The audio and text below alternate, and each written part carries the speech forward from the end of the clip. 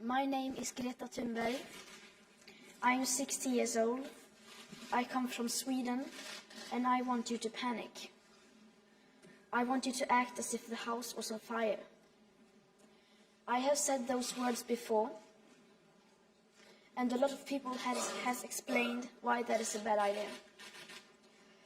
A great number of politicians have told me that panic never leads to anything good. And I agree. To panic, unless you have to, is a terrible idea. But when your house is on fire and you want to keep your house from burning to the ground, then that does require some level of panic. Our civilization is so fragile, it is almost like a castle built in the sand. The facade is so beautiful, but the foundations are far from solid. We have been cutting so many corners. Yesterday, the world watched with despair and enormous sorrow how the Notre Dame burnt in Paris. Some buildings are more than just buildings. But the Notre Dame will be rebuilt. I hope that its foundations are strong. I hope that our foundations are even stronger, but I fear they are not.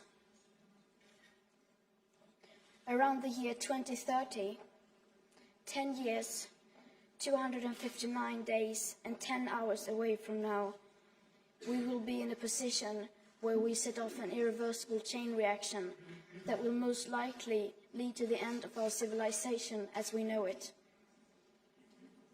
That is, unless in that time permanent and unprecedented changes in all aspects of society have taken place, including a reduction of our CO2 emissions by at least 50%. And please note that these calculations are depending on inventions that have not been yet invented at scale. Inventions that are supposed to clear our atmosphere of astronomical amounts of carbon dioxide.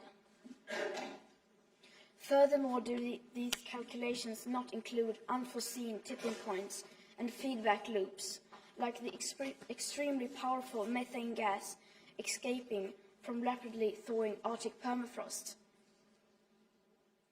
Nor do they include already locked-in warming hidden by air pollution, nor the aspect of equity or climate justice clearly stated throughout the Paris Agreement, which is absolutely necessary to make it work on a global scale.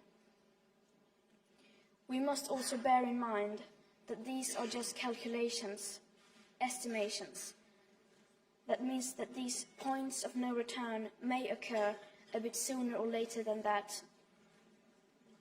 No one can know for sure.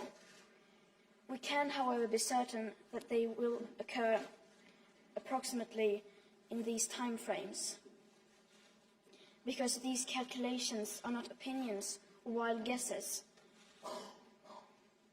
These projections are backed up by scientific facts concluded by all nations through the IPCC. Nearly every major national scientific body around the world unreservedly supports the work and findings of the IPCC.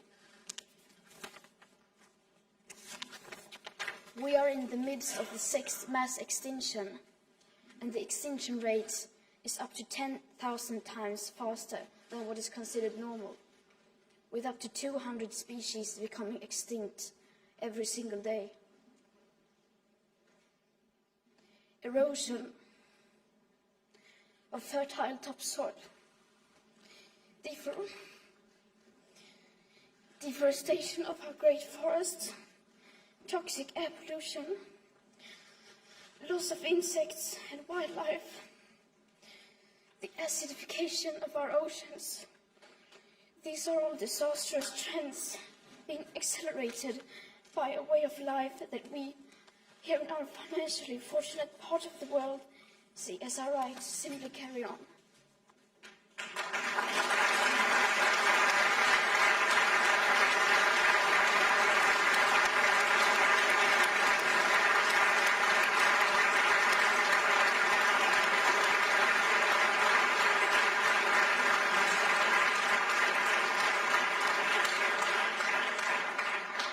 hardly anyone knows about these catastrophes or understand how they are just the first few symptoms of climate ecological breakdown. Because how could they? They have not been told, or more importantly, they have not been told by the right people and in the right way. Our house is falling apart, and our leaders need to start acting accordingly, because at the moment they are not. If our house was falling apart, our leaders wouldn't go on like you do today. You would change almost every part of your behavior, as you do in an emergency. If our house was falling apart, you wouldn't fly around the world in business class chatting about how the market will solve everything with clever small solutions to specific isolated problems. You wouldn't talk about buying and building your way out of a crisis that has been created by buying and building things. If our house was falling apart, you wouldn't hold 3 emergency Brexit summits and no emergency summit regarding the breakdown of the climate and environmental.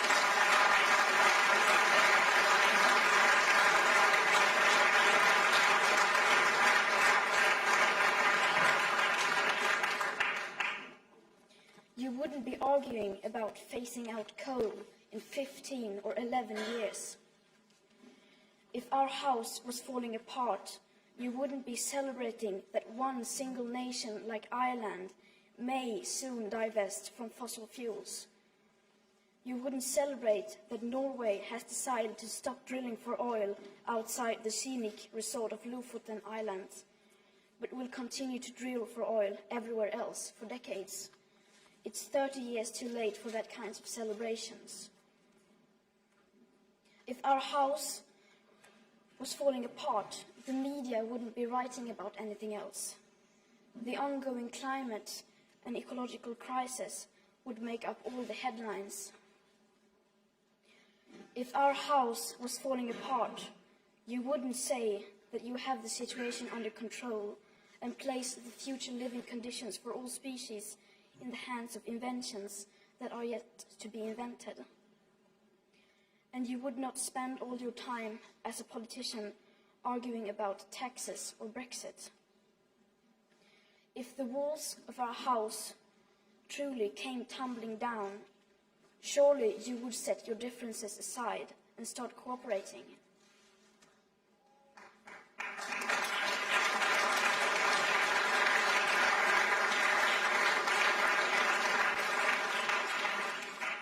Well, our house is falling apart, and we are rapidly running out of time, and yet basically nothing is happening. Everyone and everything needs to change, so why waste precious time arguing about what and who needs to change first? Everyone and everything has to change, but the bigger your platform, the bigger your responsibility. The bigger your carbon footprint, the bigger your moral duty. When I tell politicians to act now, the most common answer is that they can't do anything drastic because that will be too unpopular among the voters. And they are right, of course, since most people are not even aware of why those changes are required. That is why I keep telling you to unite behind the science. Make the best available science at the heart of politics and democracy. The EU elections are coming up soon, and many of us who will be affected the most by this crisis, people like me, are not allowed to vote. Nor are we in a position to shape the decisions of business, politics, engineering, media, education, or science. Because the time it takes for us to educate ourselves to do that simply does no longer exist. And that is why millions of children are taking it to the streets, school striking for the climate to create attention for the climate crisis. You need to listen to us, we who cannot vote. You need to vote for us, for your children and grandchildren. What we are doing now can soon no longer be undone.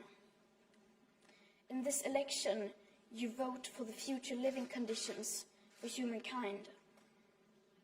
And though the politics needed do not exist today, some alternatives are certainly less worse than others. And I have read that some parties do not even want me standing here today because they so desperately do not want to talk about climate breakdown.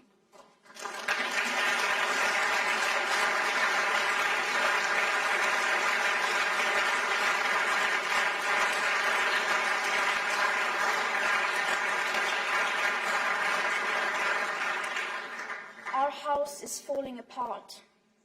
The future, as well as what we have achieved in the past, is literally in your hands now. But it's still not too late to act. It will take a far-reaching vision. It will take courage. It will take a fierce determination to act now, to lay the foundations where we may not know all the details about how to shape the ceiling. In other words, it will take cathedral thinking. I ask you to please wake up and make the changes required possible. To do your best is no longer good enough. We must all do the seemingly possible. And it's okay if you refuse to listen to me. I am, after all, just a 16-year-old schoolgirl from Sweden. But you cannot ignore the scientists or the science, or the millions of school striking children who are school striking for the right to a future. I beg you, please do not fail on this.